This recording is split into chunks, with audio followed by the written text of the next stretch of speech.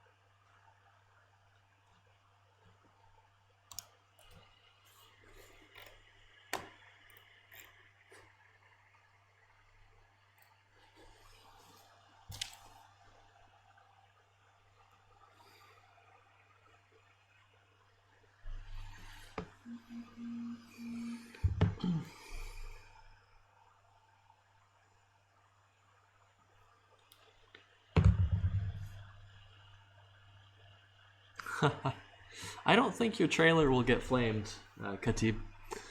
I think I've watched them actually. I've already watched them all, and they all are they're pretty good for drafts. I think a lot of them have the right idea, and they're going to be really good with a week of refinement.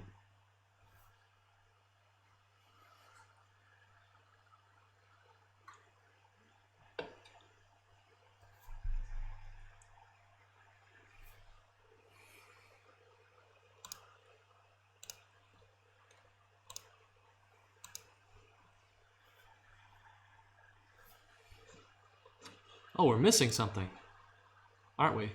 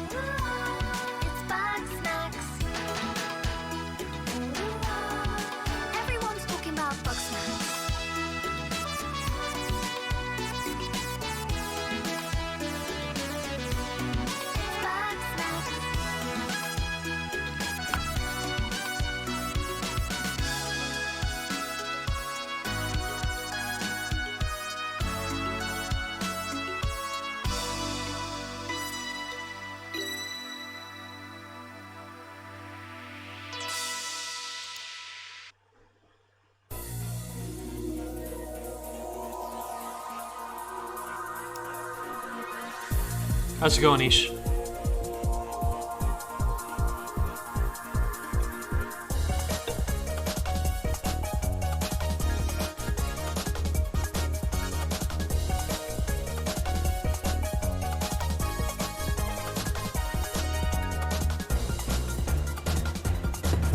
I haven't eaten yet. I had some mini muffins.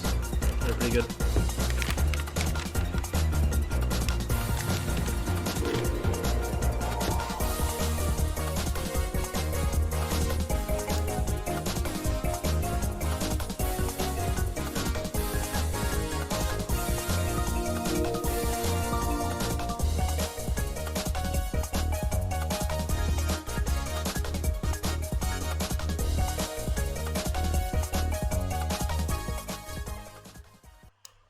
Okay, I need something to wake me up.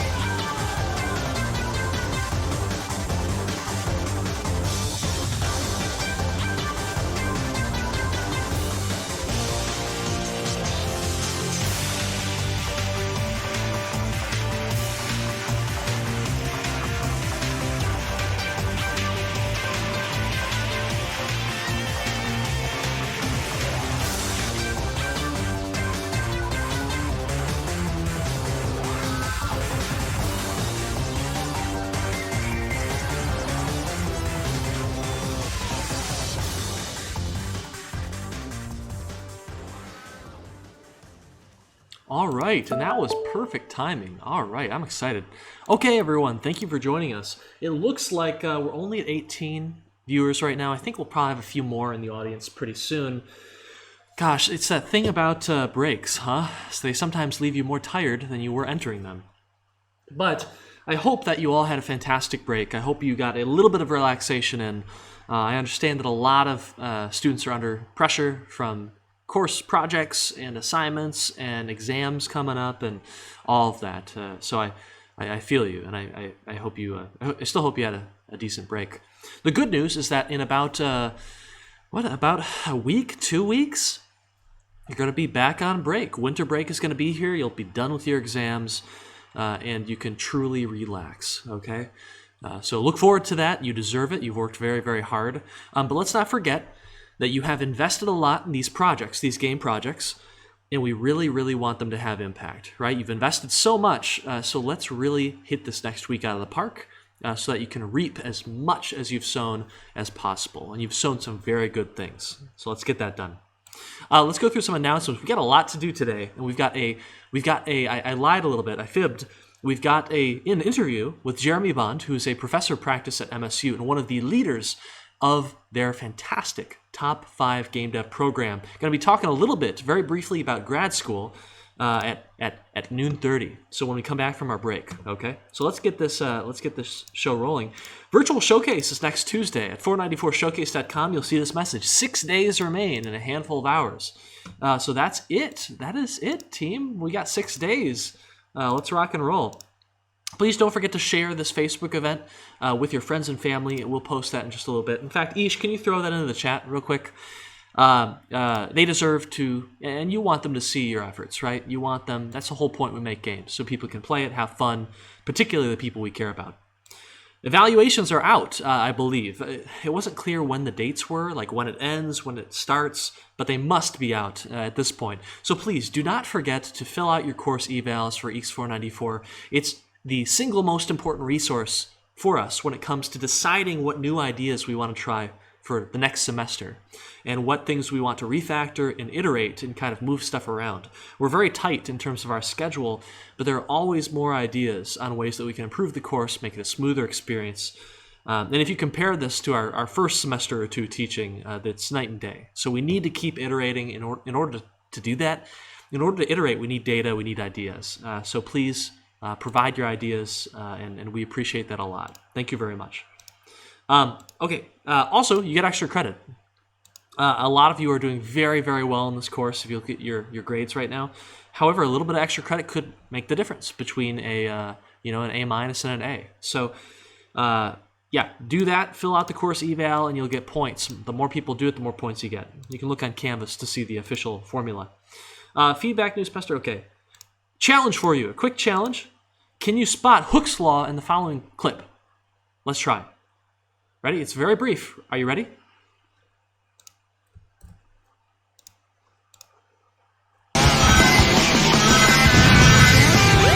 Okay, that was a clip from Sonic Adventure. Did you see Hooke's law? Chat, did you see it? I'm going to turn the sound down because that hurt my ears. The cannon, Royal Peaches nailed it. The cannon in the back.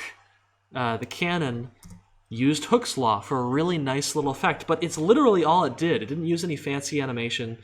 In fact, it's so unfancy that it actually clips the cannon kind of front face plate, clips through the cannon body. Watch this really closely. Boom, right?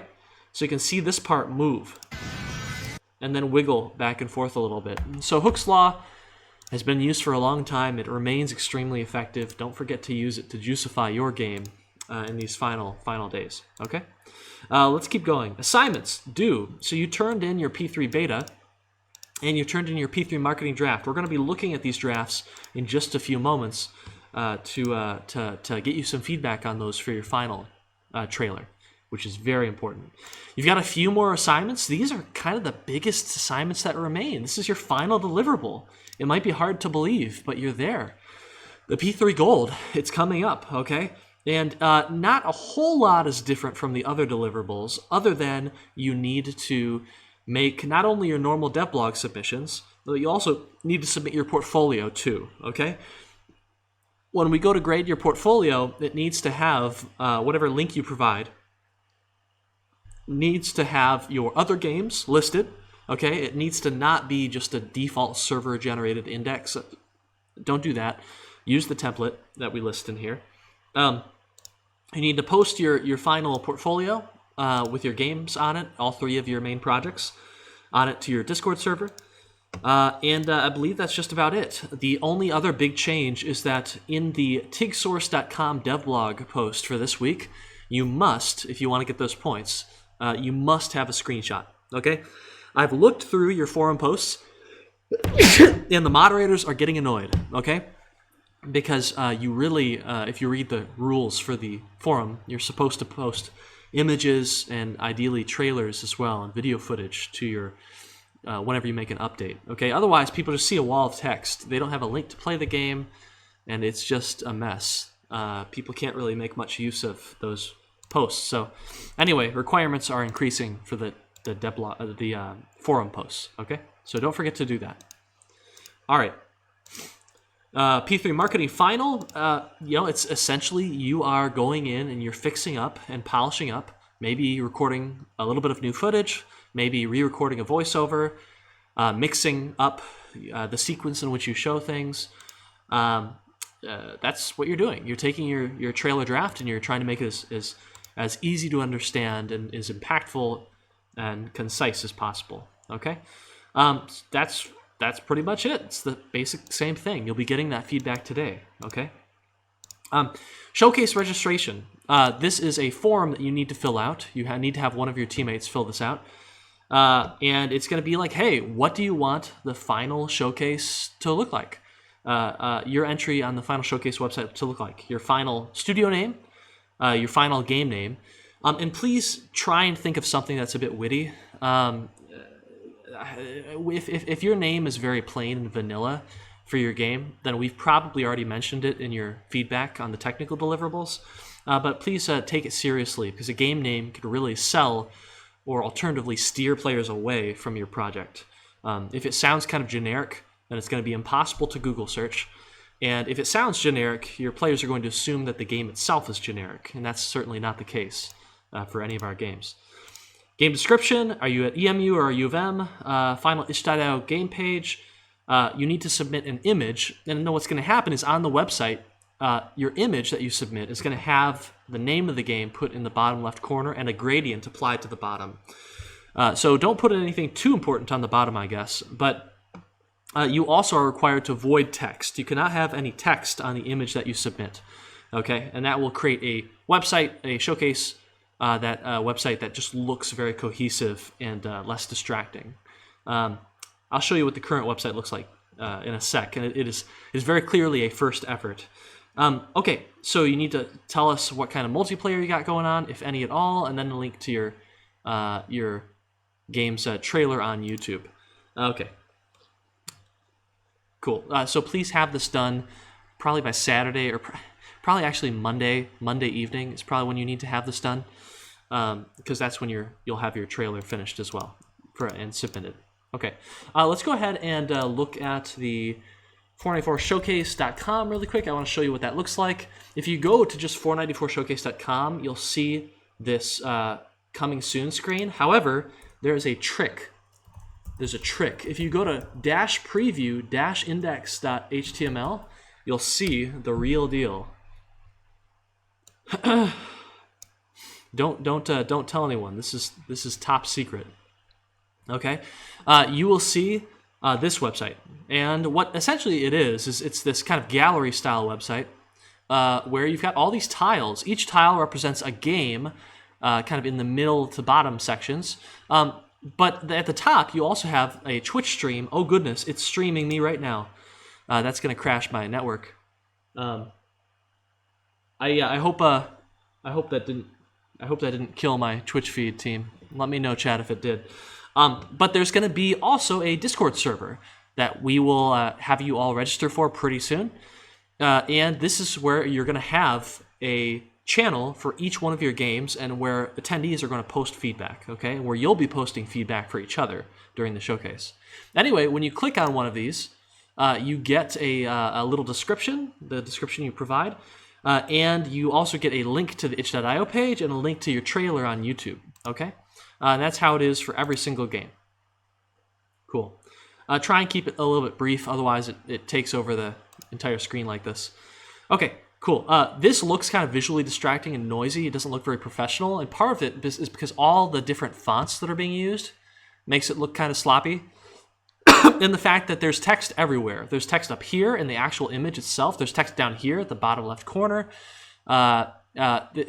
It'll look so much cleaner when we have a bunch of images that don't have text, and the only text you see is all standardized at the bottom left corner. Same font, same size, same color. It's going to be a good time. All right. I'm not a designer, but I think you can trust me there. Okay, so let's keep going. Post-course guide. Oh, we got some questions. I noticed these all have tiles, but we're not supposed to have text on these images. That's correct. So what you're looking at is last semester's. Last semester's showcase website was created in like 10 days. So we got some stuff wrong. So we'll fix it this semester. That's how it goes, right? Iterate. Cool. All right. So a quick cool thing that we've created for you, this is the guide.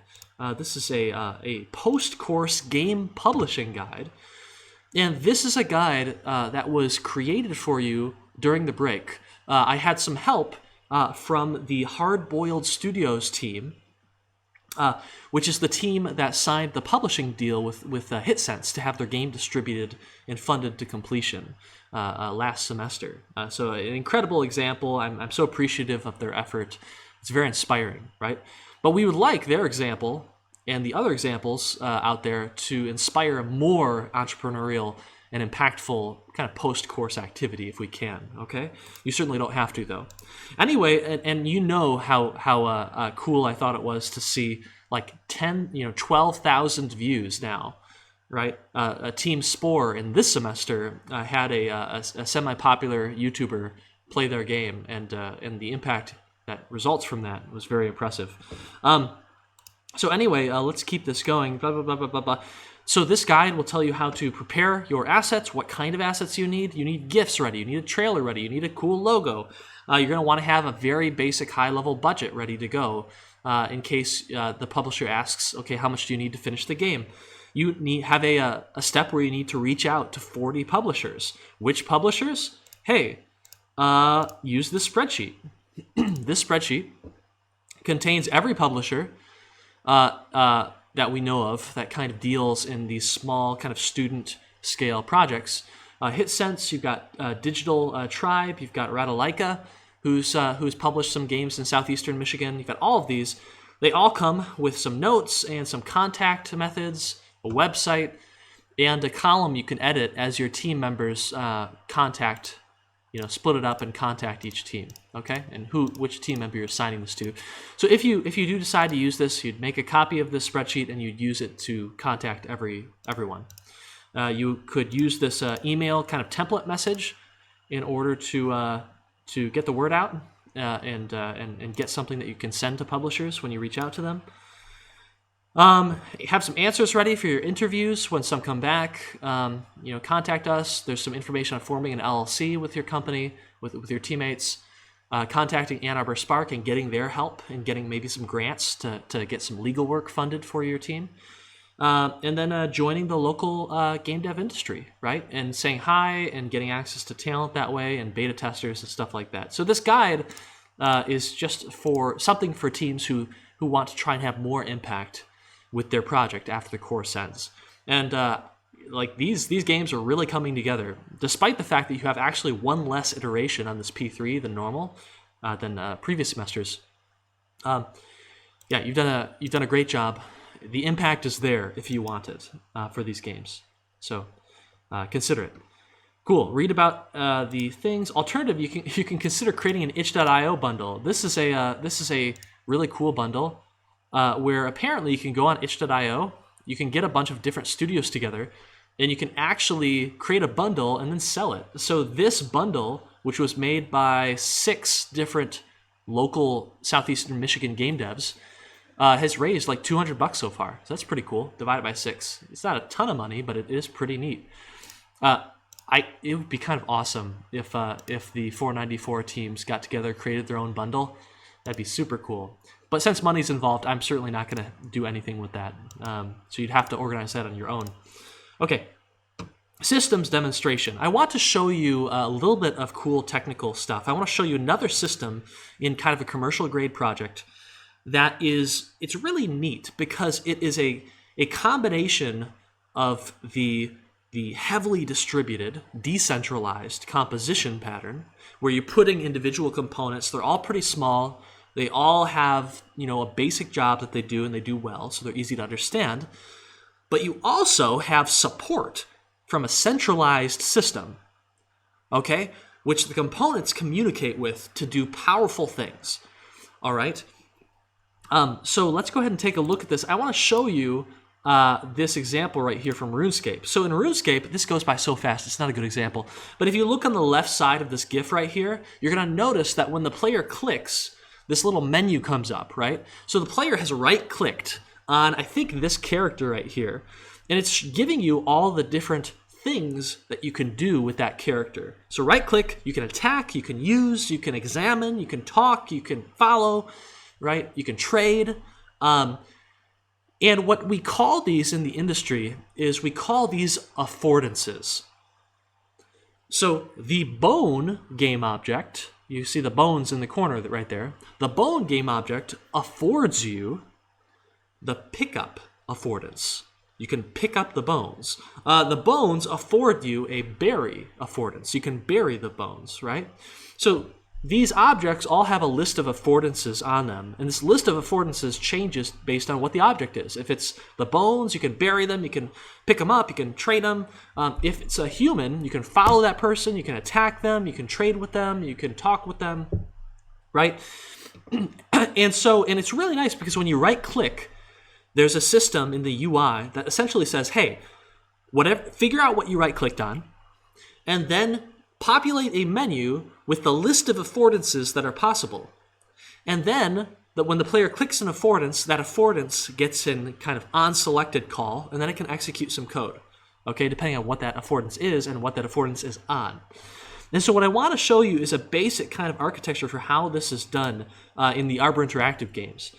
So right now, you've got this little lab selectability scene, and we can play it. It looks terrible. That's okay. It's just a lab. It looks way better in the game. Let's see here. Come on. Let's go. Okay. So we got all these different objects, and if we hover our mouse over them, interesting things happen. So we hover our mouse over here, and is that a tooltip? Is that a tooltip? This is a button in the UI. Well, that's neat. If we go away, it's back. Okay. Oh, cool. If you look at this button, actually, can we find this button? Can we find it? Hold on, maybe I gotta search. Where's our canvas? Random canvas. There's the UI button right there. So let's look at what's on this. Oh, selectable. There's a selectable component. This selectable has a hover tooltip. This is a button in the UI. Let's change that to like, hello. And it also has a little float that says how long do you have to hover over it for it to come up, right? Hello, right?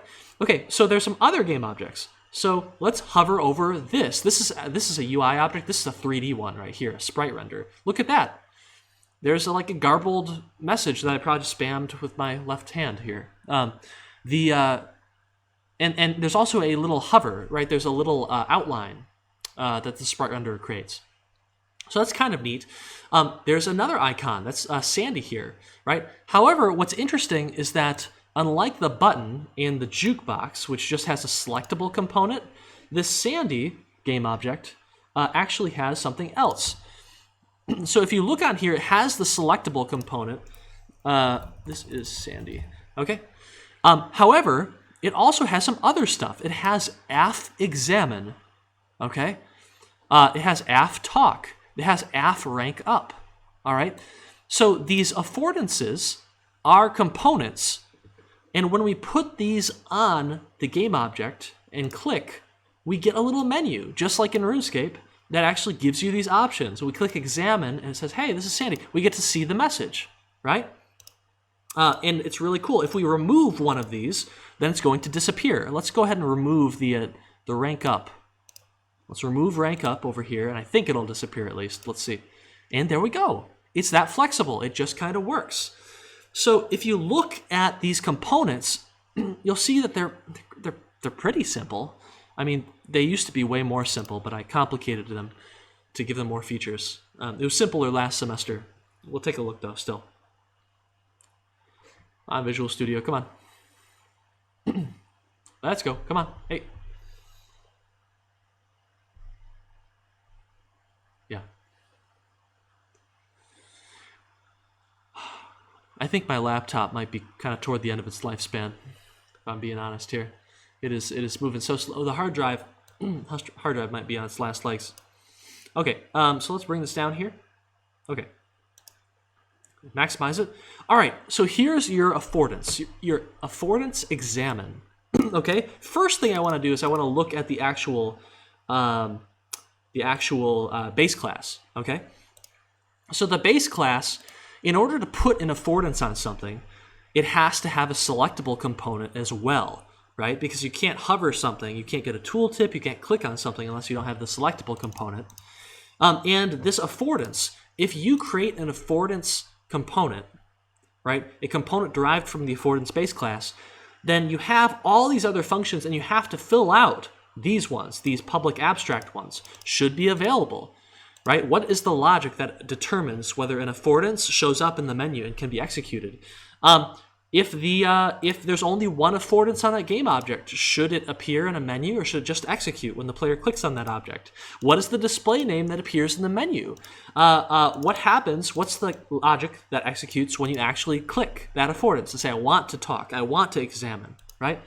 And so all of this kind of base supplies a bunch of things that we fill out for each affordance component. But it also allows us to use polymorphism. So what we can do is that we can say, hey, give me all of the affordance components on this game object. And let's get a list of those. And I think the function for that is actually like, what is it? Game object dot get components. Okay, get components, and then you do something like this. Affordance, get all the components derived from affordance, and then if you look at this, it actually returns an array, okay? So we can iterate through, we can put them into a menu that's really nice, and we can click and execute the functions on that affordance, including the onSelected, okay? Anyway, so let's keep going. What I want to point out, though, is that these affordances, right? These affordances, and you can see AffExamine here, right? AffExamine takes a public examine message string, so that's kind of the input for that component. This is what it looks like in the menu. You've already seen that. It won't show up in the menu if its examine message is null or too short. When it's selected, it creates a new menu, and it makes it 400 by 300, and it puts the message into that little menu so that you can see it on the screen. That's pretty much it. These affordances, they're all very distributed, right? These affordance components don't really need to think about each other. And they're pretty simple, they're pretty short, they just do their job. Fill out the lifecycle functions on selected. What is the display text that appears, right, when it's in the menu? However, alone, these would not be enough. Because these affordances, they can't really decide, like, what has been clicked on, right? And they can't really, know that your cursor is hovering over a certain game object.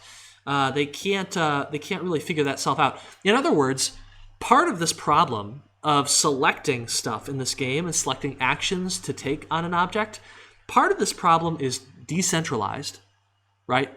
Each object should have its own affordances. Each affordance should do its own thing and not worry about the other affordances. So that part's decentralized. And it makes a lot of sense to use components, individual ones, for that. However, there's a centralized aspect of this problem too, in that we only want to execute the affordance that gets clicked on. We only want to show the affordances that the user is clicking on, for the game object that the user is clicking on, right? And so that part is centralized. That should be handled by a singleton. Well, if you look in here, you have something called the TD Selection Manager.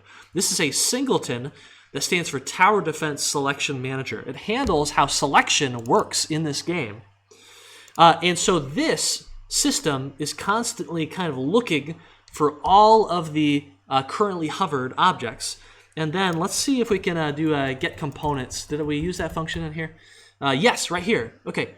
So there's a function called do selectables. If the player, arbor input.get mouse button down, if the player clicks, it says, hey, what are the current selectables that we're hovering? And then get all of the affordances on that selectable. Figure out how to put those affordances into a menu, and I think we're doing it right here, right?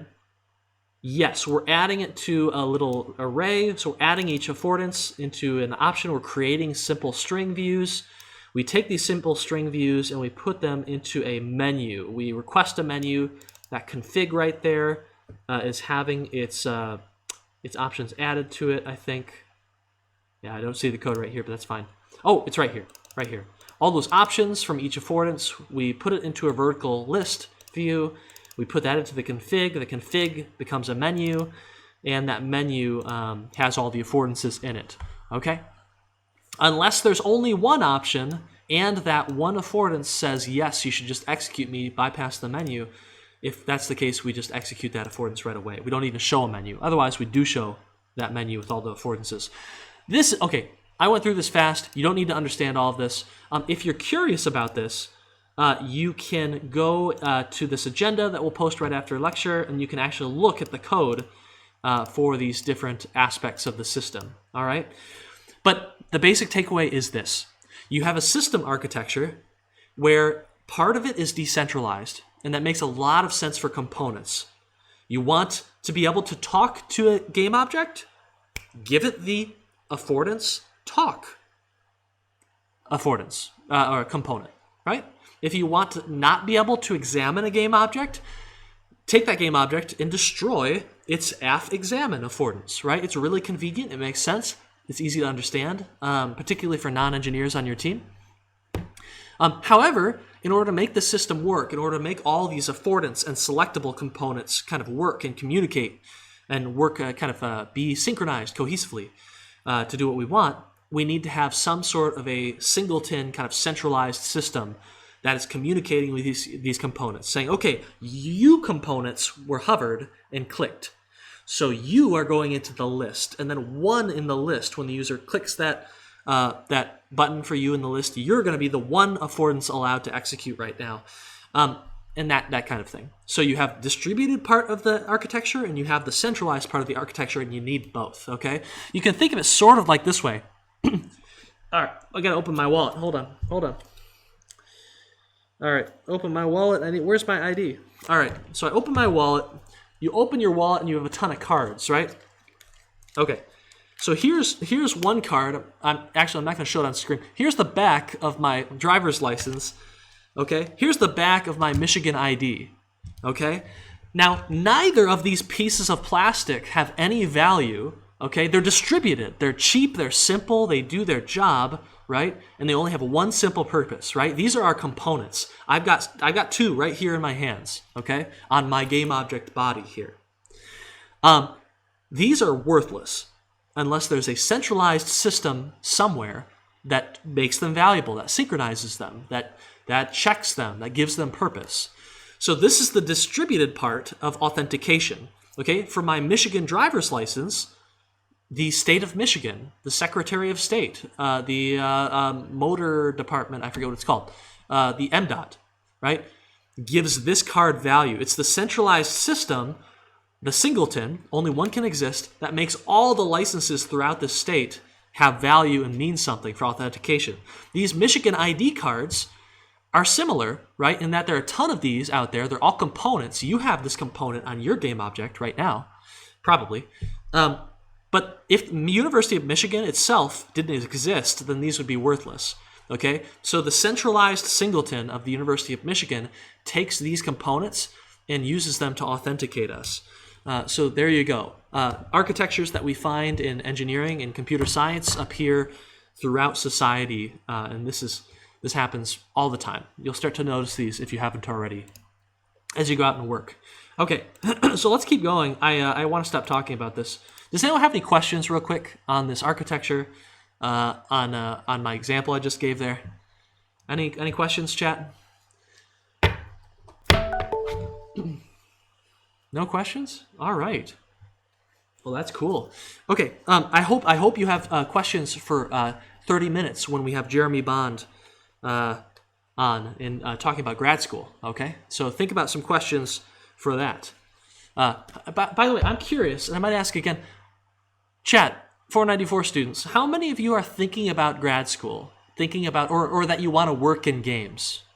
Okay, I've gotten quite a few emails from students who have taken the class and are like, oh gosh, I know I want to be a game developer now, and that warms my heart. But we got NC Q-Tip, okay, wants to work in games, considering grad school maybe.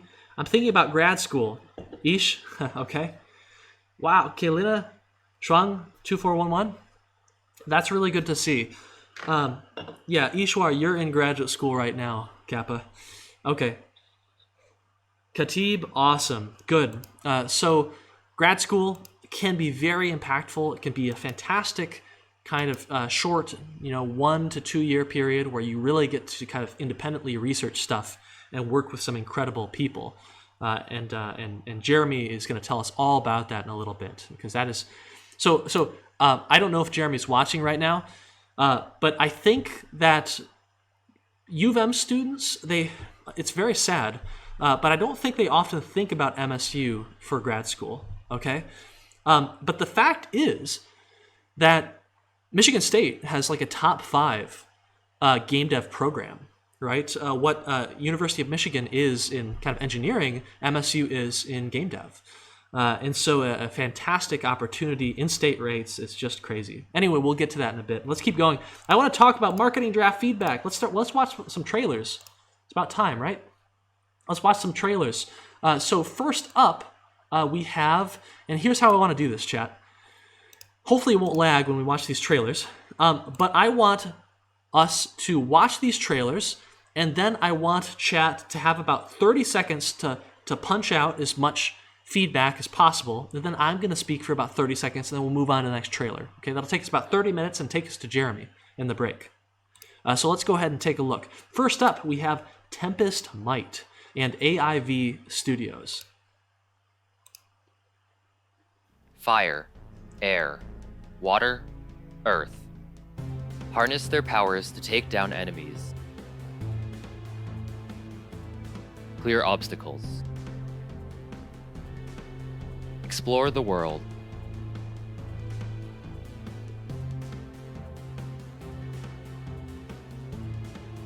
And uncover the secrets of the elements.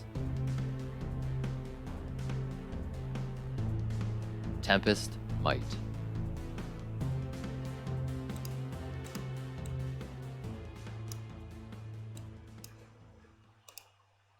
All right, team, I apologize because I think that this scene I flipped to was missized. So what I'm going to do is I'm going to let it run again while you type your feedback, but without audio this time, okay?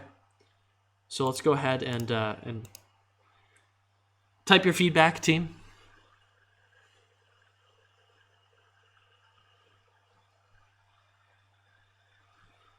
Maybe we'll turn the audio up a little bit. Explore the world.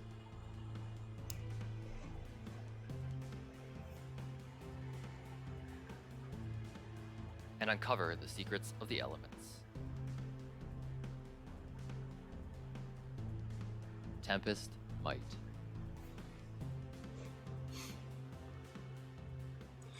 So while chat gives some feedback, one thing about this trailer, and it's a pretty awesome draft. This trailer doesn't really, I don't believe it really, the narrator talks about each individual power up. So you've got wind, you've got fire, you've got water, you've got earth. Explore the world. But it could probably be a little bit more explicit about use ice to explore the world and traverse gaps. And uncover the secrets of the elements. Yes, Foxkilla. I thought that when I watched it last night. Tempest Might. At the beginning, the narrator mentions, fire, water, earth, air. That would be a really good moment to show each one. Water, right? Earth. Harness their powers to take down enemies. Right. So maybe you slow down the narration a little bit, but you show fire, and you show a character shooting fireballs. Water, and you show a character, crossing the water. Earth, air, right? That'd be a really good opportunity to show some more stuff. And you also have quite a bit more time. You've got like 7 extra seconds to use. So that should be possible. Great job of showing game aspects. Explore the world part doesn't show off the coolest area, though. Voice could be more thematic or engaging. You'd kind of imagine if this is a game about spellcasting and elements, maybe like a wizard take on it. Could be interesting. But at the very least, it's very clear, so that's good. Clarity, making sure people can understand what's going on, is most important. So next up, we have Deliver or Die by Autumn Interactive. Let's take a look, everyone.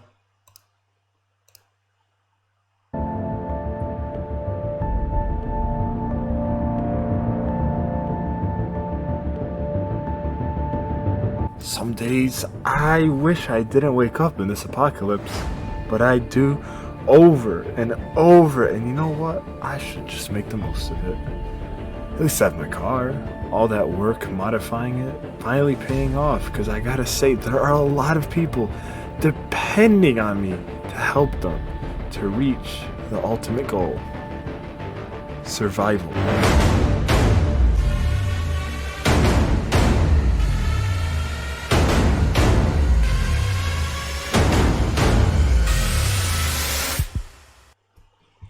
Cool. What do you think, everyone? And I'll let it play again with low volume now. So this trailer is very interactive. Sorry, it's very cinematic, right? These pan shots are beautiful at the start. Seeing these environments, and the way that the narrator kind of talks as if the narrator is a survivor in this world, like an actual character, is really cool. I think one place where this trailer struggles is some of the footage toward the end is very choppy and low frame rate, which makes the game itself look a little bit sloppy. And the game is very fast normally and looks pretty great. So that footage right there doesn't look great. The game, another thing, the final thing I'll say is that the narration in this trailer does not really talk about the gameplay mechanics. It mainly just shows a vehicle driving around shooting stuff, and it also kind of it sets up the theme, but it doesn't talk about the gameplay mechanics. So it doesn't say collect new guns, upgrade your abilities, right?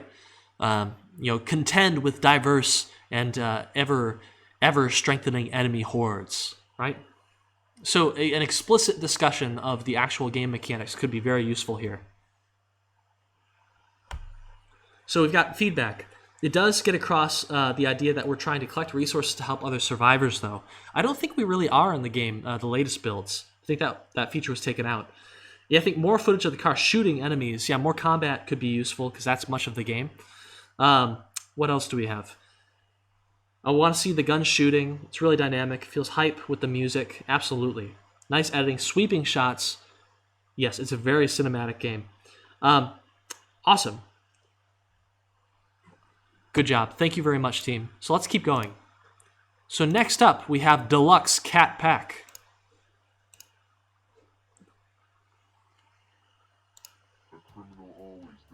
Oh. Turn it up. We'll reset. A criminal always thinks they're invincible. Till they're not. But don't worry, Master Thief. I'm gonna get you out of there. Anyone who's got anything worth stealing these days protects it with AI Yarker bots. But I'm your inside man, and I know exactly how to get around them. They look tough, but they're easily distracted and manipulated. With your skill and my know-how, there's nothing we can't steal. So, Master Thief, what's our next job?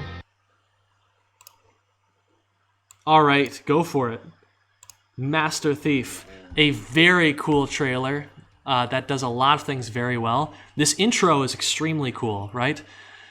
Thieves think they're invincible until they're not. You get punched. Boom. Funny cutscene at the start. It's a little hard to tell what the narrator's saying. Yes, that is the biggest weakness of this trailer. The muffled voice, it sounds okay, but it's a little bit hard to understand, particularly at the beginning when you're just getting used to the voice.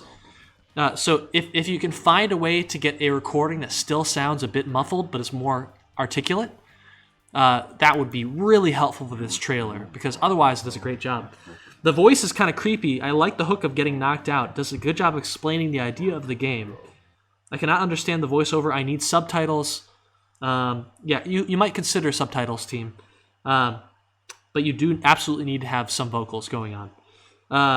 Definitely the voiceover is hard to understand. The footage feels entertaining, and I like how it looks like actual gameplay. I love the part here where it shows you top-down footage, and then it shows you the first-person footage of that taking place. And it shows you that twice. Right? I might wish it was a little bit more, like, explicit. Like, as the inside man, place traps and triggers on a timeline in order to and then as the infiltrator, execute that plan. I don't know. It's fine the way it currently is. The background music track does a really good job of putting you in the mood of being a spy, a thief. But yeah, this is fantastic. There's some UI being shown and in full screen. It's not really full screen. So yeah, be careful about including too much UI, because including too much UI in a shot, the player doesn't have any context for that UI, the viewer, and so it's very likely to confuse them, right? It's a distraction, and we want to get rid of those if we can. Okay, cool. Well done, team. All right, Vesuvius. Let's watch the trailer. Here we go. 32B. We are en route. Paging planet 32B. We are en route with Moonrock cargo, arriving soon. Quick, check the engine. Oh, it's busted. We need parts to repair the ion drive. The only known locations are in hostile territory. Collect a variety of weaponry as you fight your way through enemy lines. Teleport to confuse enemies. Fight each boss to find the parts for repairing the ship. Experience countless procedurally generated levels, making every run unique. So I immediately wish that this trailer ended, right? So encounter procedurally generated levels, making every run unique in Vesuvius, right? Ending by saying the name of the game is a really effective way to full circle it. This is an awesome trailer. The intro cutscene is really cool. Being able to see your ship get taken out. I wish there was a little bit more of an explosion and some panic sound effects, some alarm sound effects going off when this happens. Because that's what would happen realistically. 32B. Right? We are en route with Moonrock cargo, arriving soon. Quick, check the engine. Yeah. Okay. I would also say that the voiceover is okay, but it's a little bit quiet. It's mixed a little bit quiet, and it's maybe in certain parts it's not quite as, the voice doesn't sound as concerned about a ship just being absolutely destroyed as maybe it should be. But otherwise this is a good trailer. I don't know. Chat, remind me. Does it tell you about the different weapons? Explore the ship to find spare parts and fix your engine. Find new items to make your way through, right? Diverse new weapons with different abilities. Use the shift, the warping mechanic to fool enemies. That was in there definitely. We are going to have a voice actor and new music for the final. I'm super excited because this trailer is already doing a pretty good job. It mentions collecting a variety of weapons at one point. Gotcha. Oh, but does it show those weapons? It might be cool to show those weapons like in right in a quick montage. The diverse weapons that you have. Something I've noticed, team, all of your teams, all of you, is that a lot of these trailers use almost exclusively gameplay footage, right? So all the footage in this game is either from the main menu or from top-down views of the action. One thing that can really help your trailer and make it more diverse and exciting is if you take it and actually provide a couple new camera angles. So maybe set up a new camera in your scene within the Unity editor and have your character like run past it into the engine room, or give us a new angle instead of just an overhead one on the smoking engine, right? Shifting the camera angle and providing unique shots will really make the entire scene much more engaging. Instead of just using like, the normal gameplay shot, and that's the only angle you ever use during the footage. Could you add a first person or camera behind the player cut? Yeah, that could be a really cool way to mix it up. Cool. All right, let's keep going. Well done, team. Thank you. All right, we have JRTY. Let's take a look. Trailer. Oh, we got to have a download going on. All right. So we got the trailer. Yeah, team, make sure this is embedded in your itch.io page, okay? Not just download. Players aren't going to download your trailer to view it. They just want to click a button and view it on YouTube.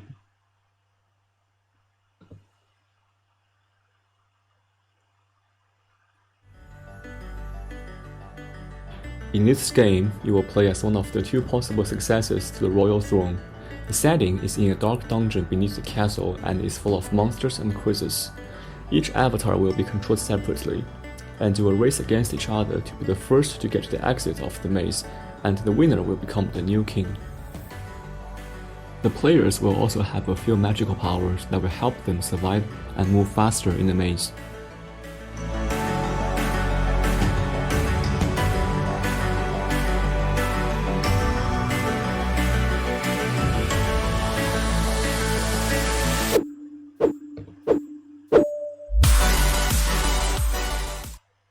Players will All right, go for it, chat.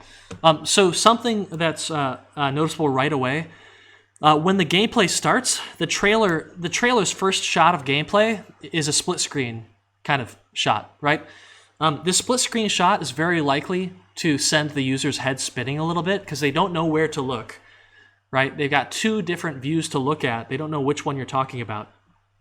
And so when you start, it'd be really helpful to just show off one half of these, and then toward the end of the video, you could show off the kind of two-player nature of what's going on. You can show both screens. I think it can be overwhelming to see the footage with both players at the start. Yep. Like the objective themings of the game premise, the last part of the game synced with music was really cool. Yeah, when the music comes in back here toward the end and it just goes and shows a gameplay montage, that's a really neat moment. It has a lot of emotion to it. I didn't feel like this story was explained in-game, but it's cool. I would like to see the narrative included in the game more. Yes. Another thing here is that the narrator says that there are quizzes, but the game doesn't show you a quiz happening until like several seconds later. So the quiz seems like it's showing up late. When the narrator says, use different abilities in order to, do stuff and beat your opponent, it would be really cool if it actually said, use the frost ability to stun your opponent and get ahead. Use the warp ability to get through impassable obstacles. Use the other ability, right? Use the smog ability to blind your opponent, right? Actually saying and spelling out what those abilities do could be very useful. This is nitpicky, but I don't like the use of the word few. It kind of makes it seem like you're minimizing the feature. Use a diverse set of abilities, right? You can do something like that if you like. All right, team. Thank you very much. Okay, let's keep going. Next up, we have Lights Out Studios. We might have to come back and finish these up after our interview with Jeremy at 1 o'clock. We'll be back and doing these, I think. Okay, Flicker Not. In the depths of space, your ship is your life. Looks like this astronaut needs to get his life back. Fast. Travel between dimensions and flick torches to lower blocks. But in the dark dimension, you won't be alone. Sneak past deadly aliens. If you get caught, it's time to run. Harness the light. And collect fallen ship parts to repair your ship and fly away to safety. But be careful. Unknown dangers lurk in the darkness of space. Welcome to Flickernaut. All right, go for it, team. In the depths of space, your ship is your life. Save Elon. I don't think the music fits well in the trailer, even though it works in game. Fast. What do you mean by it doesn't fit? Because it definitely fits the explorative kind of space theme. Are you saying it's not hype enough? But in the dark dimension, The shot with the block lowering at the end is really cool. This is fantastic, right? This is the Y right here. The Y at the end of your trailer, dangers lurk in the right? darkness of space. You have to play this game because there's some exciting danger that the trailer's not going to tell you about, right? So you have to play. I love that intro. Like, we've got multiple camera angles. Wish that the light orb mechanic was explained a bit better. Yes, the game does mention that you should use the light, but I don't think it actually explains what the light does explicitly. Harness the light. Harness the light. And collect fallen ship parts to repair your Yeah, so explicitly saying use the light to block enemies and illuminate your environment. Another thing that's really funny here is that at the very beginning it says, illuminate lights in order to move blocks. I think this is it. dimensions and flick torches to lower blocks. Okay, it says flick torches to lower blocks. But why would anyone care at this point in the trailer about lowering blocks? Right? What does lowering blocks do?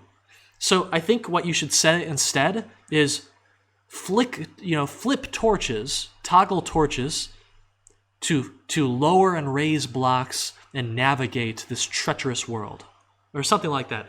You need to tell them that lowering and lifting the blocks is what allows you to actually get further and progress and traverse the world. I think you could emphasize the puzzle aspect of the game more. So you could literally mention, flip torches and raise and lower blocks to traverse the environment in this three-dimensional exploration puzzle game, right? They could literally just spell out that this is a puzzle game. Anyway, Dark dimension. Cool. I would emphasize the puzzle aspect more. Love the intro. I think it should be more hype. Yeah, maybe you could make the ending more hype with the scary monster if you wanted to, with some more noise, with some growling, or with something else. That could be a way to raise hype, but still keep the really nice, light, exploratory atmosphere of the rest of the trailer. Well done, team. All right. Next up, we have Star Witch by Lunar Lady Studio. Let's take a look. A not so long time ago, in a galaxy not so far away, there lived a young Star Witch. She journeyed across the universe, making new friends and honing her celestial abilities, until one day when the Chaos Witch spread darkness across the galaxy. Explore new planets, rescue the native inhabitants, and navigate the galactic wilderness using your magic.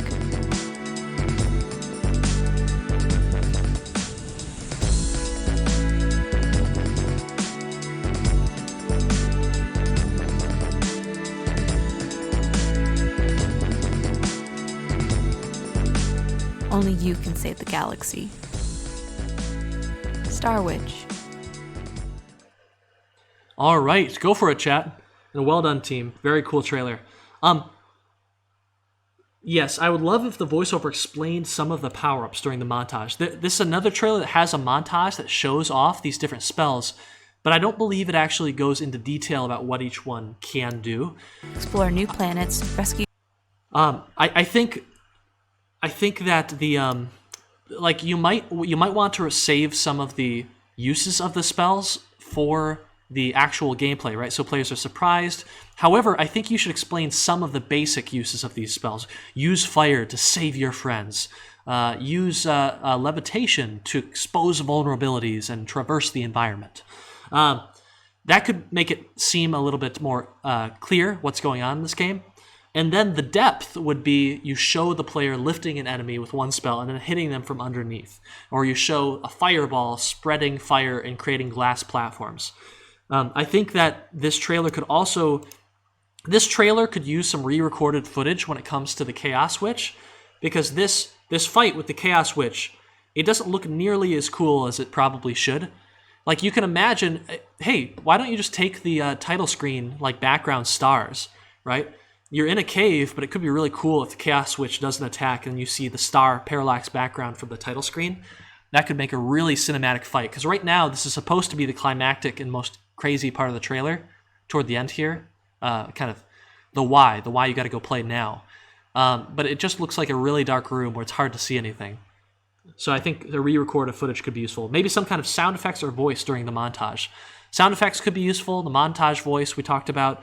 I think, personally, the voice is mixed a little bit quietly compared to the background audio in this trailer, so I recommend you make the voice a little bit louder. Cute effect for the team members at the end. Yep, absolutely. Discover naturally. Sound effects or voice montage. Light up the torches a bit. Yeah, the music overpowers the voice a bit. Yeah, I completely agree. This is a great trailer, though. I think it's going to be fantastic with some re-recorded footage and a little bit more voice work and mixing. Well done, team. Thank you. Let's get one more in, Moscato, and we're going to get the second half of the class when we come back from Jeremy's talk. We might go a little bit past 1:30 this time. You can watch the recording if you need to, team. Okay, Echo. Hello? Hello? You're awake? Good. Welcome to Echo Cave. Tough to see down there, isn't it? Use your sonar device to map out your surroundings. Your metronomes and flashlight should help too. Look at that, works like a charm. I've heard there might be something down there with you. Get your things and get out of there as fast as possible before...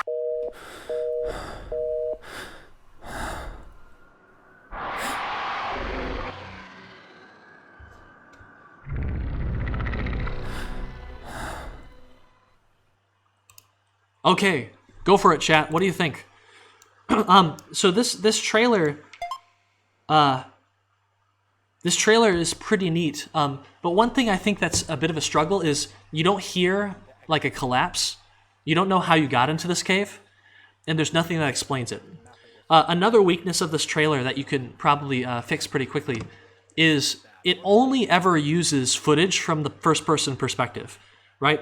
You don't have any shots showing rocks falling, showing a collapse. You don't show the monster walking through a little bit. What you could do is you could have the monster like walk partially through one of the lit up areas so that you can get footage of a little bit of the monster. Instead of we don't want this trailer to be all just darkness from the first person perspective. The game itself is about barely being able to see. But I think the trailer should probably maybe reveal a little bit more so that the players can better understand what's going on with this game. Very dark. Maybe have the echo full screen instead of the device. Yeah, just a shot of the radar itself could be really useful. Because during the trailer, when you're showing off the radar, you don't want players looking over here. You know, at least for some of the footage, you probably just want them focusing and zooming in on this radar as it gets used. I personally think replacing the phone noise with static would fit more. Love the breathing at the end. Personally, I think that this trailer feels a little bit empty, even in the audio sphere. So I recommend considering maybe toward the end or something, using a little bit of audio, or maybe toward the beginning and end with some silence and ambience in the middle, right? When the monster is coming, it might build a little bit more hype if you brought in some scary music, faded in some scary music for a finisher. But anyway, yeah, it's a pretty good trailer. Well done, team. Thank you. The yellow gems. So at the very end of this trailer, there are a bunch of mushrooms that you're standing in.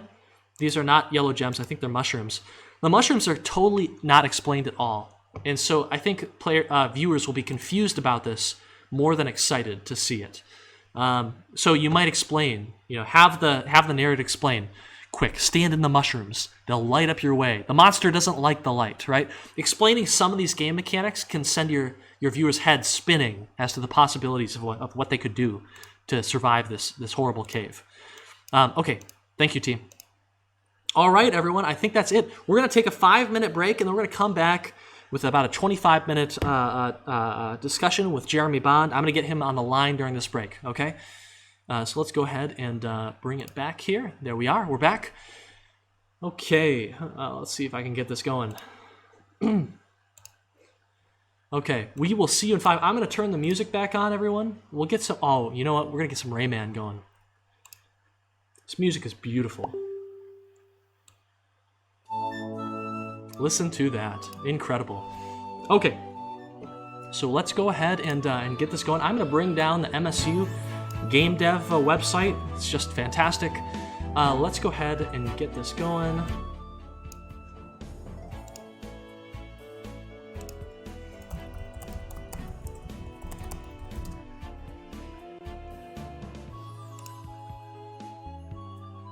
Okay, I hope none of this lags. I'm gonna go ahead and kill my Unity to hopefully guarantee it is lags. Let me see here. Okay, so let's do this.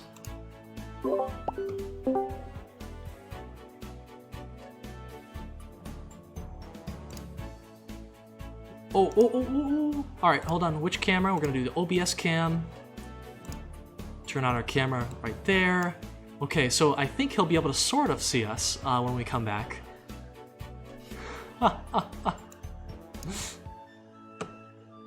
All right, Jeremy, can you hear us? I don't think he's in the call quite yet.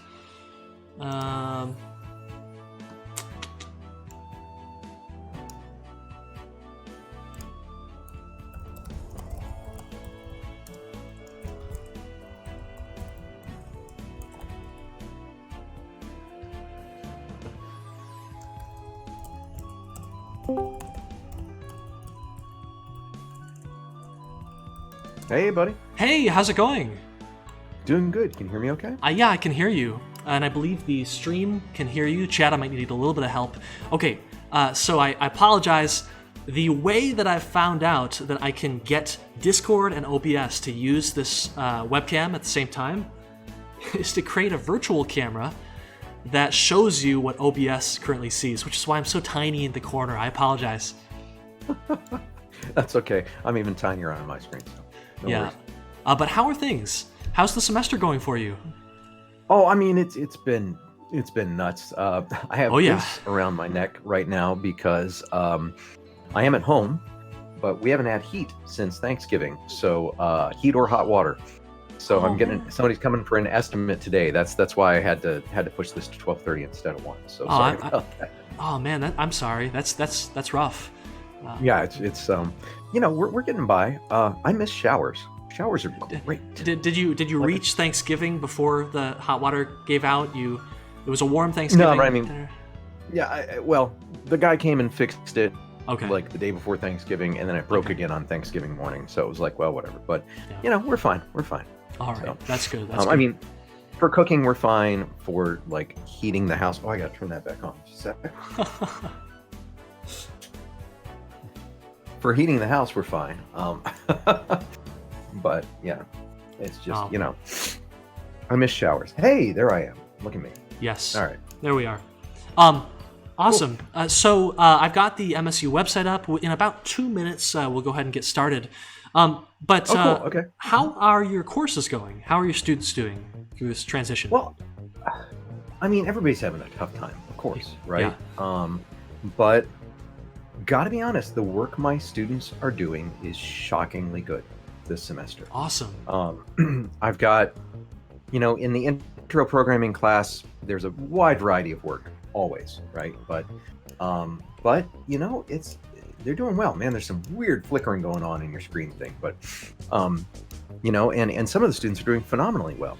I've got an advanced game programming class that I really like teaching. It's something I kind of pioneered at U of M, and then finally figured out. Like I've been able to teach an intro programming class for years and years. I've been good at that, but I finally realized that the key to teaching an advanced programming class is that the thing you're teaching the students is self-reliance more than anything else. So Absolutely. if I ever do teach an intermediate programming class, it would be things like, hey, here's some of the stuff that the students don't get because they don't have data structures and algorithms, but also some stuff that's really specific game stuff, things like that. But in this class, really, it's just like, okay, we've got a procedural project. Everybody's going to procedurally generate something. It could be music or landscape or whatever, and everybody goes and finds something that they find interesting. They follow a tutorial on it. They present that the first week, and then the next week they present a follow-up where they're like, here's what I've done on top of that. Here's the thing I've added to it. And that follow-up's really like 60% of the actual work on the project. We call it the creative phase. And I get so much super cool stuff out of students on that. I love that class. And then the final exam for that class is I built this Spartan Arena, which is kind of a death match for AI bots on an av mesh, and they have very limited senses, and so they have to write a bot that will, fight the other bots. And we kind of run it for 30 minutes, and then we stop it, and we run it for 30 minutes again, and we stop, run it for 30 minutes. And I kind of have a terrible bot, and they have to beat that fast, and I have a pretty good bot, and if they do better than that, they get an A, and that's about it. If I recall, it's got this incredible presentation and morale value too, because whenever I've been to your fantastic lab at MSU, you always have those bots in the match. Like you're watching them, they're training, they're competing, so you can see as a student exactly what people are making and the cool technologies that they're getting into, right? Yeah, during our showcase, we tend to do that. We tend to put it up on the big screen for part of the time during the showcase. The other thing I'm really excited about this semester, it's the first time we've ever done it. I teach the second and third classes in our kind of 4-course cohort sequence that's called our minor, but it's also for students who have not come through our program as undergrads, it's their graduate program as well. And we made it a minor so that we could pull in people from media and information, our home department, but also from computer science and from art. We tend to get about probably 65% media and information, maybe 30% computer science, and about 5% artists.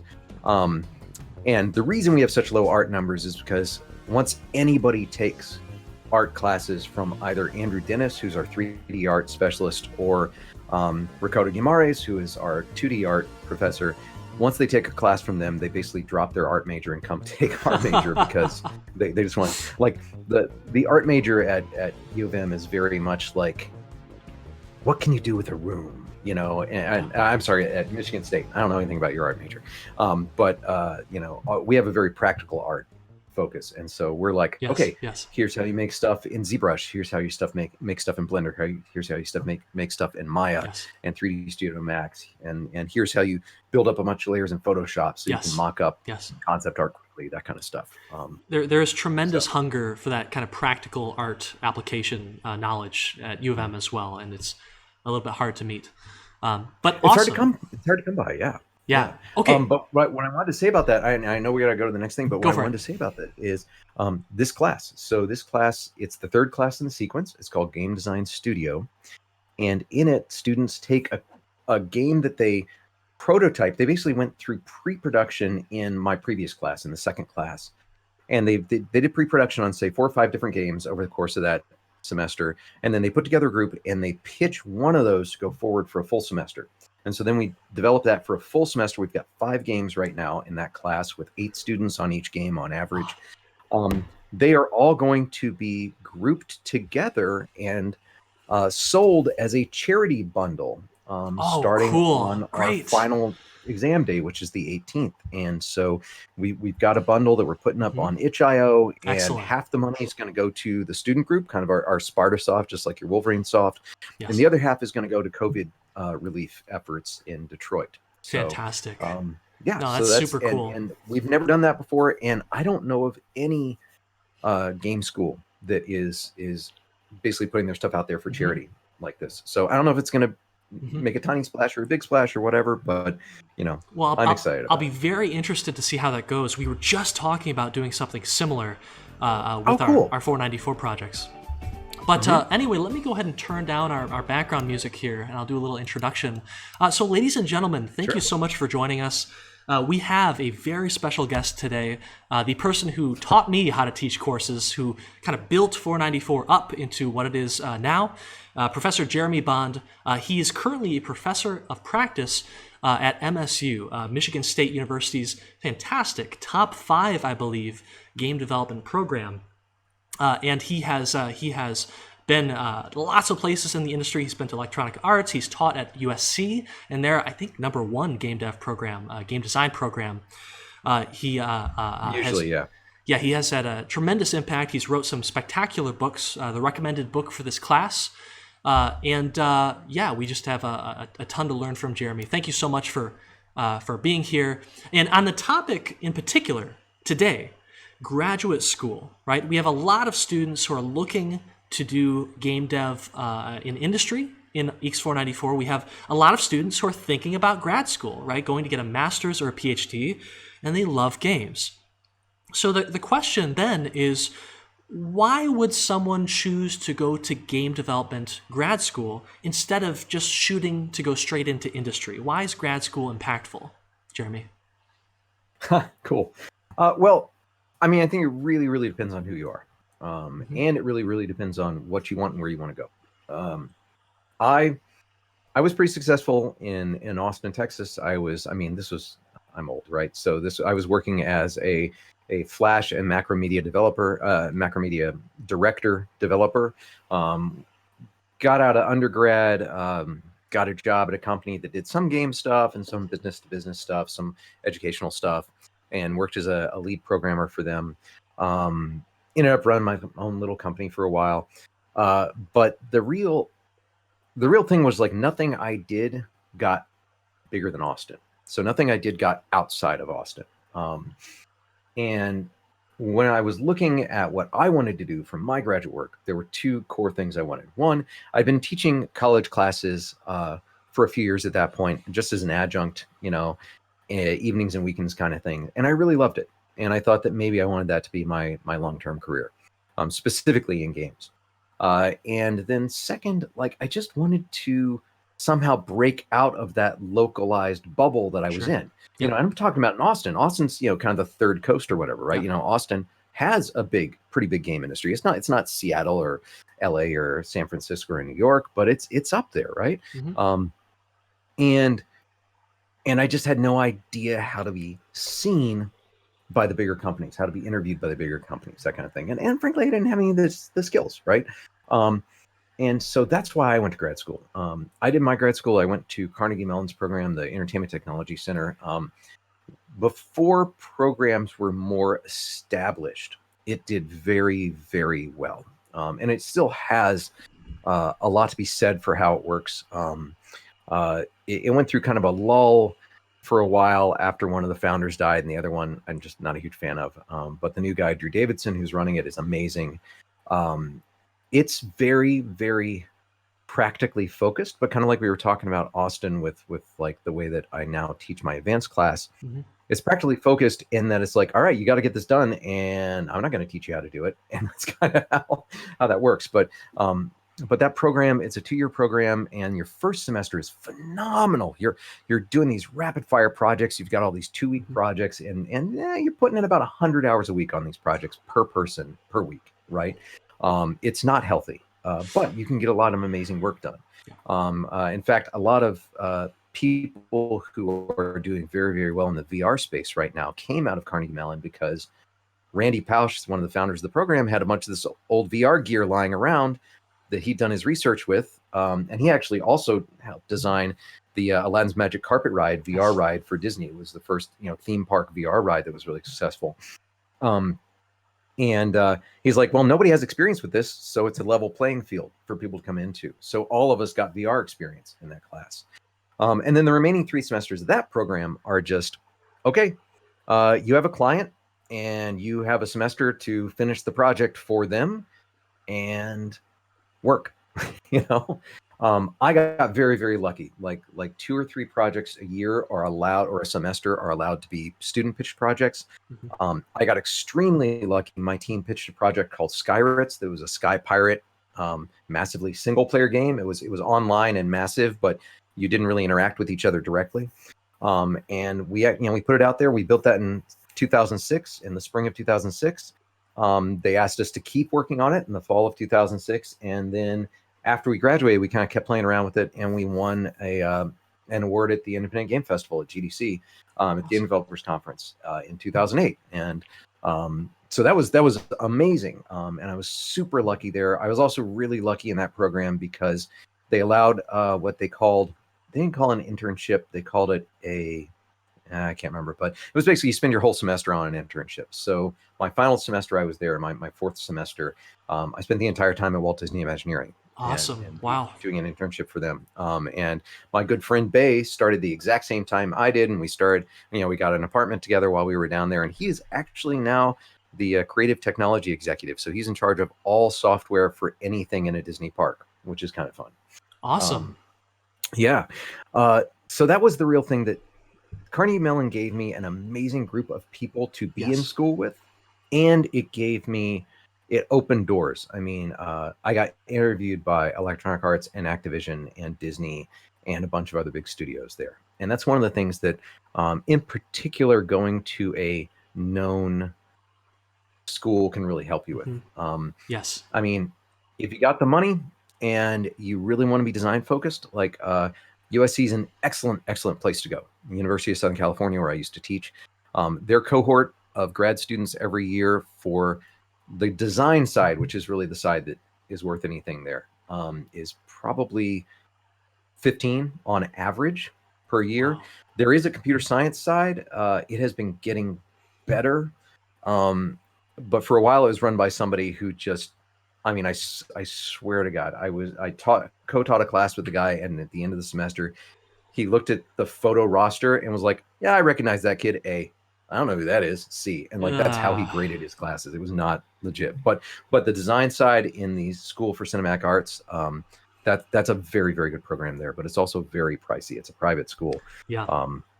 You're looking at like $30,000 a year at least. Yeah. I guess I should talk about our program some. Yeah, So yeah, here, go for it. let me. Yeah, Ah. I feel a little bit bad. Our students work so hard, right? But U of M isn't really known quite yet as a game development school. So the amount of people who come to our career fair, we get Wargaming, we get EA, but we could do much better there. If students are looking for more opportunities, more internships to make stronger game dev connections, grad school at a more game-focused institution could be just what they need.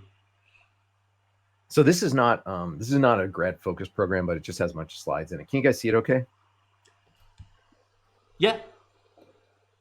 Okay, cool. So yeah, we've been in the top 10 for undergrad programs ever since they have been ranking them, which started in 2012 or 2013.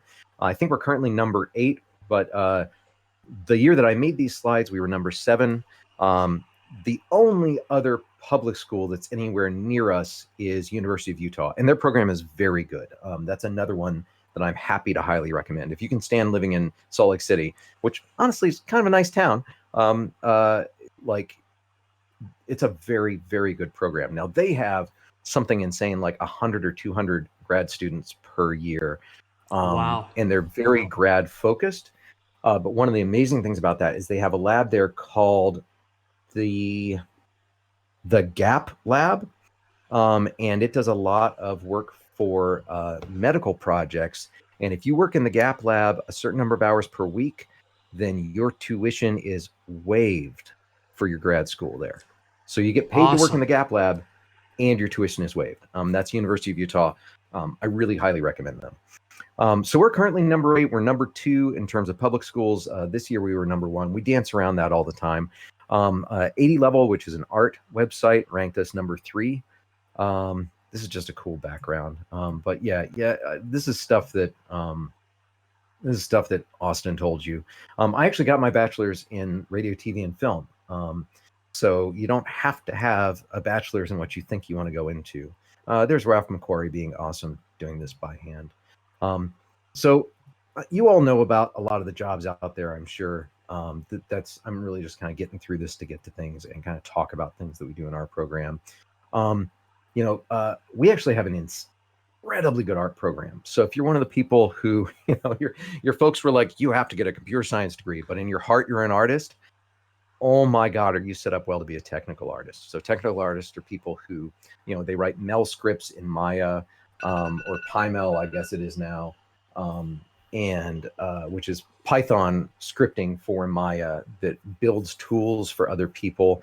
Also, they work in software like Houdini that allows you to generate, just through stringing together blocks of code, generate buildings and cities and stuff. Houdini's really super cool for that. So there's character artists, as you know, they use Maya, ZBrush, that kind of stuff. This actually, if I were to make this slide today, I would put Blender on here because Blender with the 2.8 release leapt ahead in terms of what it could do for a completely free tool.